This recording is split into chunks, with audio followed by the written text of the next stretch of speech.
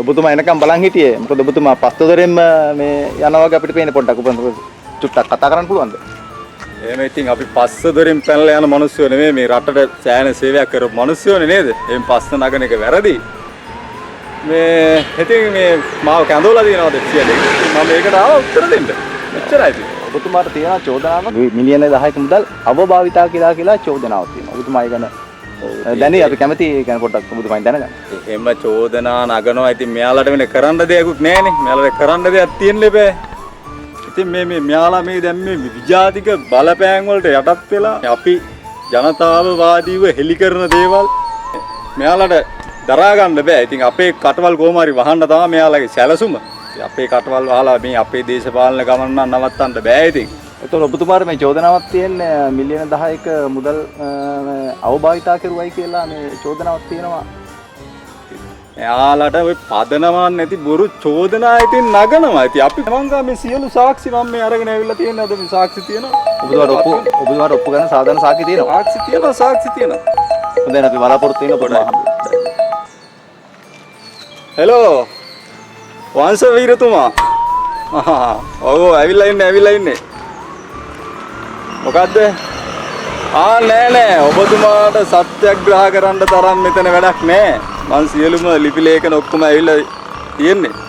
කලබල වෙන්න බෑ. මොකද්ද? නෑ. ඒ හරක්ක මෙතෙන්ට අරන් එන්න එපා. ඒ හරක්ක එවන්න එපා මේට. මොකක්? මොනාටද යා පුන්නකෝ කිලෝ 50කට අරන් දුන්නේ. මේ ප්‍රශ්නේ මට විසඳ ගන්න පුළුවන්. මයෙන් අහන්න බෑ. නෑ. ඔය හරක්ගේ නවත්තන්න සම්පූර්ණ නවත්තන්න. ප්‍රශ්නේ විසඳුවත් ඇයි. හරි මම ඔබතුමාට පස්සේ කතා කරන්නම්. බොහොම ස්තුතියි කතා කරාට. හරි.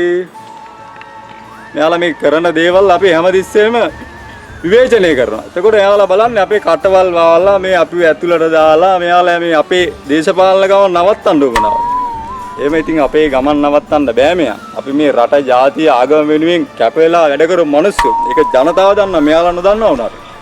තුමා ප්‍රකාශයක් කරුවා මේ රටේ ප්‍රාශකයන්ට මේ හරක් පුන්නකු කතාවක්. ඒක මාධ්‍යයක් ඉස්සරහම ප්‍රකාශ කරන්නක මම දකින විදිහට මේක වැරදිනේ. ඔබතුමාගේ මොකද්ද මේ channel එක?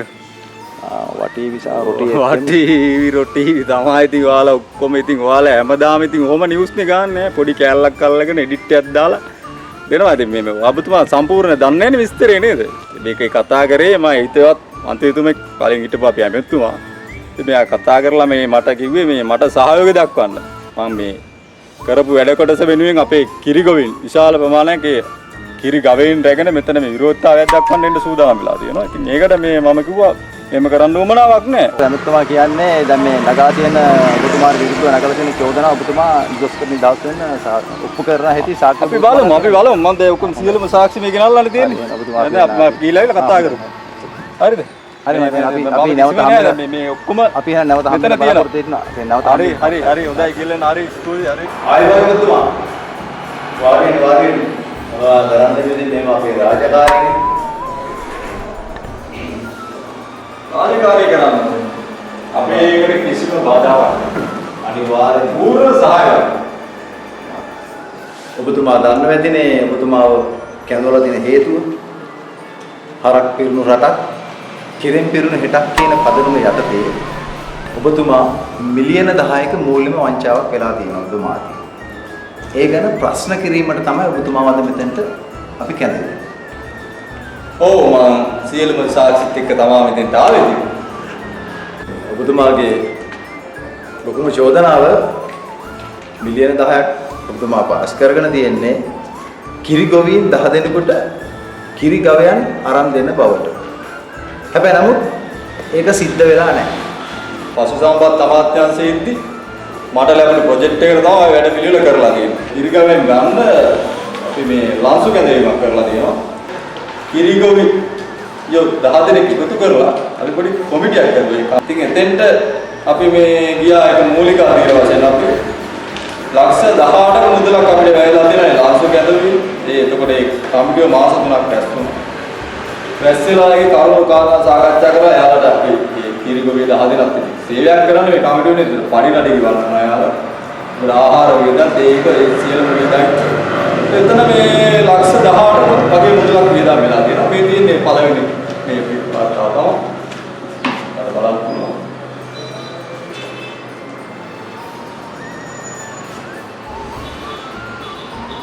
කිරිගමක කාටවත් ලබා දීලා නැහැ.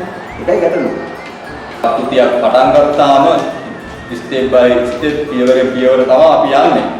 ඒකෝර ඉතින් මේ අපි මුලින් කිරිගමේ තෝරගෙන අපි මේ ඔබ ගොවි අතරේ බෙදා දෙන්න ගොවි 10 දෙනෙක් තෝරලා අපි දින වකවාන වෙන් කරගෙන ඒකට ඒකට ශාලාවක් වෙන් කරලා ආරාධනා පත්‍ර මේ මුද්‍රණය කටයුතු කරලා විලාවල් ඔක්කොම කරලා වැඩි ආරම්භ කරා මේ එතෙන්ටත් යම් කිසි මුදලක් වියදම් වෙලා තියෙනවා එතෙන්ටත් අපි වැඩ ඔක්කොටම ලක්ෂ 12ක් විතර ගියා මේ තියෙන්නේ විල මේ නමුත් එතන අපිට පොඩි ගැටලුවක් ආවා පළවෙනි සංසුකරු මේ මිය ගියා එතකොට අපිට මේ ගවයෙන් 10 දෙනා ලබා ගැනීම ගැටලුවක් පැන නැක්ක මොකද ලංසුකරු අපිට මේ ඉදිරිපත් කරපු පුද්ගලයා මරණයටපත් වීම නිසා අපි ඊට පස්සේ අපිට බලන් වෙන්නේ ඔක දෙවෙනි ලංසුකරු. ඉතින් අපි යාව තමයි ඊට පස්සේ බැලුවේ. එයා බලද්දී මේ එයා ගාවට ගවයන් විකුණලා තිබ්බා ඒක. ඒකට අපිට ආයෙ මුත්තන්ට එන්න උනා. ඊට පස්සේ අපිට ආයෙ මුල් විදියට යන්න උනා. මුල් ක්‍රමවේදයට ගිහින් අපිට ආයෙ ලංසු කරනවා. ඔකයි ඉතින් මෙච්ච සිද්ධිය තියෙන්නේ. ඒකේ තොරතුරු තියෙනවා මං ගාව. එතකොට ඔබතුමා කියන විදිහට මුල් ලංසුකරු මරුණා. ඊළඟ එක්කෙනා මේ ගවයට විකුණලා. ඒක ප්‍රකාශ කරනවා. ඉතින් ඒක නෝනත් මට දැන් ඔබතුමා පෙන්වලා තියෙනවා. එතකොට මේකේ ඉතුරු මුදල් වලට මොකද උනේ? ඉතින් මේ ඉතුරු මුදල් කියලා අපි වංචා කරලා නැහැ. මම ඉතින් මේ සියලුම දේවල් අරන් තමයි මේ සියලුම ඉතුරු මේ මං කරපු මේ ව්‍යාපෘතියේ ඉතුරු දේවල් ටික තමයි මේ ගෙනල්ලා තියෙන්නේ. ඔයාලා බාර ගන්නවද මේ ඔක්කොම? ඔබතුමා හැමකොට අපිට මෙතන මුදල් බාර ගන්න අපිට එහෙම අයිතියක් නැහැ. ඔබතුමා එහෙම කියනවා නෙමෙයි මම සාක්ෂි සියලුම තියෙනවා මෙතන. දැන් මේ ඊට පස්සේ මම උතන සිද්ධිය වුණාට පස්සේ අපි මේක ව්‍යාපෘතිය ආයෙ අරගෙන යන්න එපා. එතකොට අරගෙන යද්දී අපි ආයෙ කමිටුවක් ඇඳෙවුවා. ඒ කමිටුව මාස 3ක් රැස් වුණා. රැස් වෙලා කර්ම කාරණාවල ලංසුකරුවෝ කැඳවලා ඒකට ඉදිරිපත් වෙලා ඒකේ ගියා. ගොඩාක් කර්ම කාරණා අපිට මග හැරුණු දෙන් අපේ දුර්වලතා තවදී පොඩි හඳුනා ගැනීමක් ආවා මේ අපි මේ කිරිගාවෙන් බෙදා දුන්නට මේ කිරිගාවෙට ආහාර තියනවාද කියන එක මේ භූමි ප්‍රමාණය රුණ භූමියක් අවශ්‍යයි කියන එක මේ කිරිගාවිය නිතර මතු කරා අපිට. එතනදී අපි ගැටලුව හඳුනාගෙන තමයි මේ ඒකටත් පියවරක් ගත්තේ. ඉතින් ඔබතුමා කියන විදිහට මේ තියෙන්නේ දෙවෙනි කමිටුවේ වාර්තාව. ඊට පස්සේ අපි අර මේ රුණ භූමියට ගියා. තෘණ භූමිය අන්න පොයින්ට් එක. දැන් ඔබතුමා කියන තෘණ භූමියක් ගත්ත කෙලිම සත්තුන්ට ආහාර ගන්න තනකොළ වවන්න. හැබැයි එහෙම දෙයක් වෙලා නැහැ. ඔබතුමාගේ නෝනාගේ නමට ඉඩමක් අරගෙන තාප්පයක් ගහලා දීලා තියෙනවා. ඔබතුමාට ඒකට නිදොස් වෙන සාක්ෂි මොන හරි තියනවද ඔප්පු කරන්නේ නැහැ කියලා. ඔය කිරිගොවි සංවිධානයේ ගොවි ජන එකමුතුව ඔය භූමි ප්‍රදේශයේ මේ යාලා අවරා ගැනීමට తాවකාලික පොඩි එකඟතාවයකට ආවේ නෑ. යාලේ කමිටුවේ එකඟතාවයක් ආවේ නෑ. අපි ඉඩම බොහොම අමාරුවෙන් අපේ හිටපු ඉඩම් ඇමතුමාට කියලා ඔක රජය ඉඩම මෙන් කරගත්තා. ඉතින් මේ ආරේලේ එකඟතාවය නැති හින්දා මට මේ ව්‍යාපෘතිය නතරවම නවත්තන්න බෑනේ. ඉතින් මේක මේ ඉතින් අපි එදා ඉඳන් අපේ පරම්පරාවෙම වැඩ කරපු මිනිස්සු. මගේ ආච්චි තමයි දෝසි ආච්චි කියන්නේ.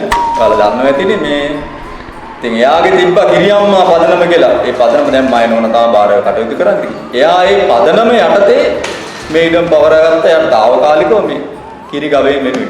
ඒකයි උතන වෙලා තියෙන්නේ. කිරියම්මා පදනම.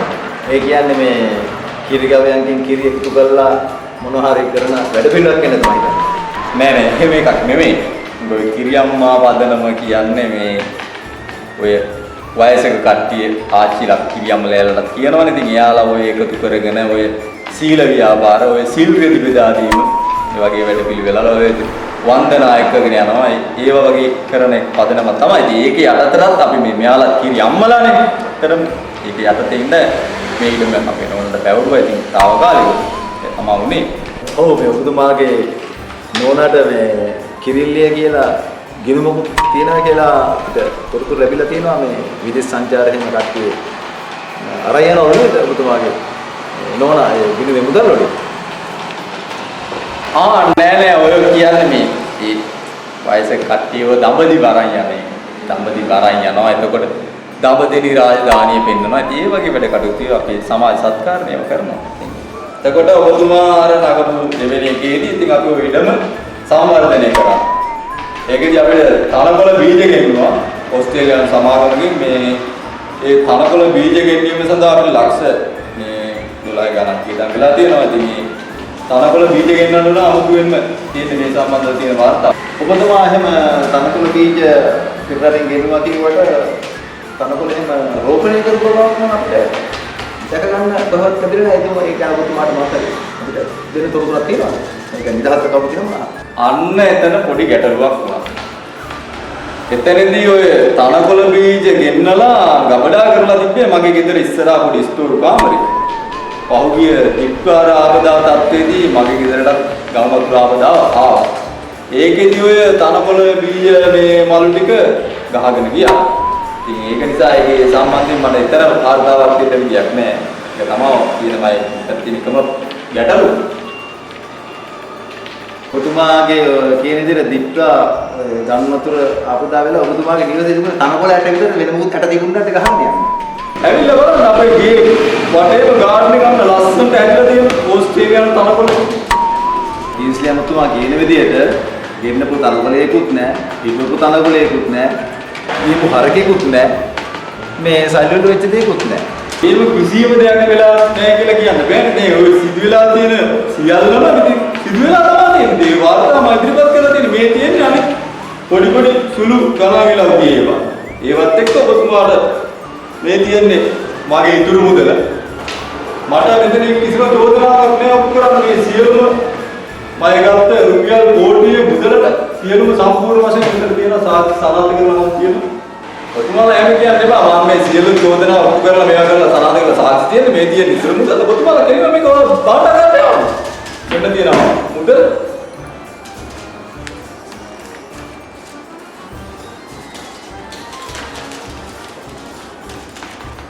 එහෙමතුමා මිලියන 10කින් මේ රුපියල් 10 ඉතුරුනේ. ඊට අමතරව තියෙනවා මේ හරක්ට ගත්ත කම 10න් 8ක් ඔය මගේ වටේ ඉන්න හරක් වගේකට දීලා දැම්මා. මේ ඉතුරු කම දෙකක් තියෙනවා මෙතන. ඒක ඔබතුමා පාර ගන්න දැන් නම් පොඩ්ඩක් දිරලා ඇති. හොඳයි එහෙනම් අදට ඔබතුමාගේ පරිස්සන කටයුතු මෙතනින් අපි නවත්තමු. හැබැයි අවශ්‍ය වුණොත් ආයෙ දවසක ඔබතුමාව කැඳවීමක් කරන්න සිද්ධ වෙනවා අපිට. එමත්තුමා එතකොට ඔබතුමාගේ සියලු චෝදනා වලින් නිදහස් කරුණා අපි මේ බලාපොරොත්තු ඒක ඔයාලට වාර්තා කරයි. ඉස්සරහට වාර්තා කරා. දැන් කට්ටිය බලන් හිටියේ මේ බොහොම සතුටින් ඉන්නේදී අපි ඇතුළට ගිහිල්ලා මෙහෙම නිවුස් ගහන්න එහෙම channelුත් ඉන්නවලු මෙතන නේ. අපිට වැරද්ද මොකද සිද්ධ වෙච්ච මොකද කියලා පොඩ්ඩක් නෑ වාචික සම්බන්ධයෙන් මම සම්පූර්ණ මාධ්‍යමක් තියෙනවා. ඔයාලා ඔක්කොම වෙන්න ඕනේ කැඳවනවා. ඉතින් දැන් මේ අපි මට අදාළ තොරතුරු ලියවිලි ඔක්කොම දුන්නා. එයාලට අවුරුණා. ඉතින් මට වැරද්දක් නෑ කියන එක. ඉතින් මම ඒ සම්බන්ධ සාකච්ඡාවක් තියෙනවා. ඒක නෙන්න එනවා ඉතින්. අපිට බැරිද දැන් පොඩ්ඩක් නෑ දැන් අපි කතා ඇති මම ඒක සියලුම තොරතුරු ඔයාලට දෙන්න ඉස්සරහට දෙන්නම්. හරි නේනවා? හිරෙන් පිරුණු හෙටක් හරක් පිරුණු රටක් කියලා හැමෝටම ජය වේවා කිව්වා. සුබ අනාගතයක්.